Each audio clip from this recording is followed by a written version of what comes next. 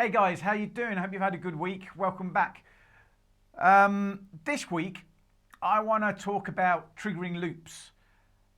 A few people have asked about it, the best practice for going about setting them up and then triggering them. So, without further ado, let's jump straight in. So when you start triggering loops, you're going to have to make sure that you keep playing each part of the loop in time. I'm not going to be putting loops on the kit and triggering them from the brain of the kit. For this, I'm going to be using Ableton once again because it's a great platform and it allows you so many opportunities. And then if your kit doesn't have sampling capabilities, you can still trigger some great things, loops being one of them.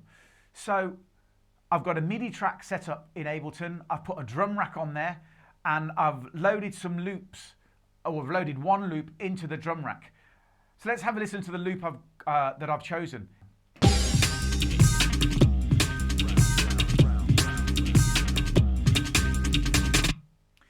Now what I like to do is I like to have the kick drum, obviously where the kick drum is, and the snare drum where the snare drum is. So let's have a look at the computer. If we go over here, you can see that on the kick drum, if I hit play, it plays the loop.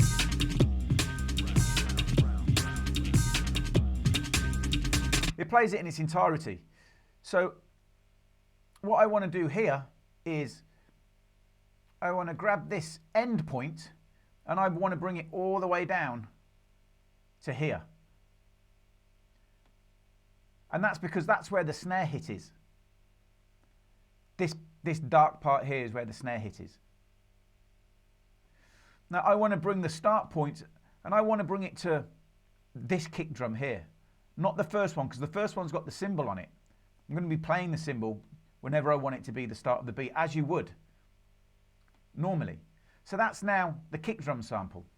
If I hit the kick drum,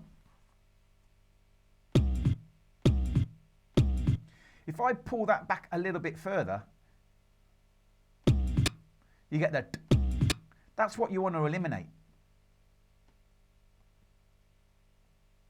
And I'll show you why. If you have this in its entirety,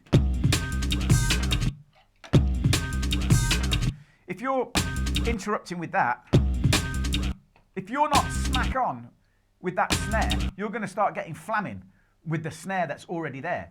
If you're a little bit late, you see? And you don't want that. So to stop that happening, to stop that flam happening in any situation, you want to make sure you get rid of that snare. It's really important. And then you do the same with the snare drum. Where that snare drum is, you make sure you start the sample from that snare hit for as long as you want it. But again, you don't want it so it brings in that kick drum. By getting these samples and truncating them to the right length, it means that you can really be precise. And you go around the kit and you put the samples wherever you want to trigger them from.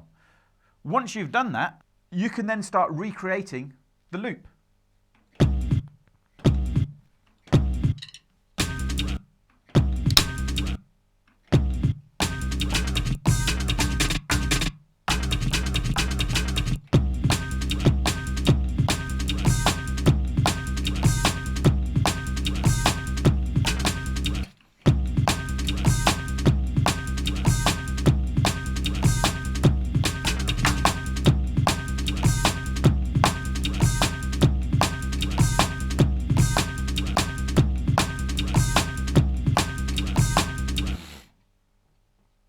And it really, I mean, I've got no click going on here. It's really, really good for your timekeeping.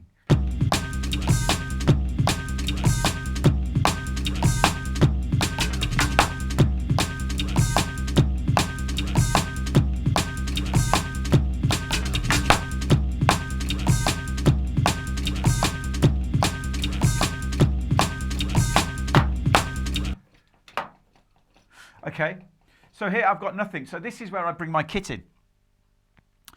I just add a little bit of my kit here.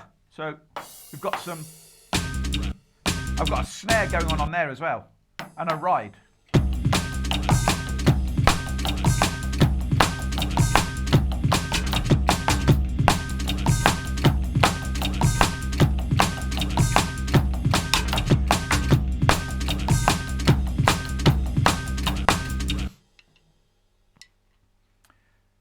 And by putting all these little parts together, all of a sudden, you're playing the loop.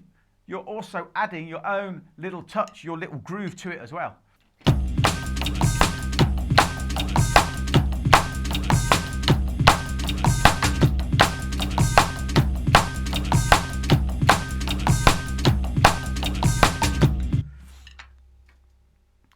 So there you go, that's how you can get loops going around your kit.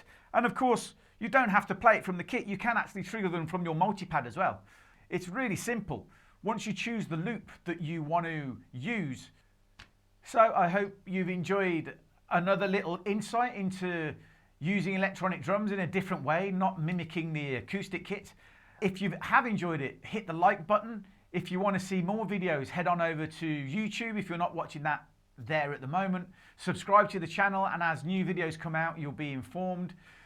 If you're interested in learning more, head over to tugted.com where you can get hold of the book, The Art of E-Drumming, the first written, which explains how you can use all this stuff and how you can get it all going on within your setup. And if you've got any questions, please send them over. Get them across to me. Anything where you're struggling, you need some advice, you need some help, anything where you're going, how the f do I do that? And I will see you next week for another installment. Have a great week, guys. Look after yourselves, look after each other, and I will see you then. Take care. Ta-da.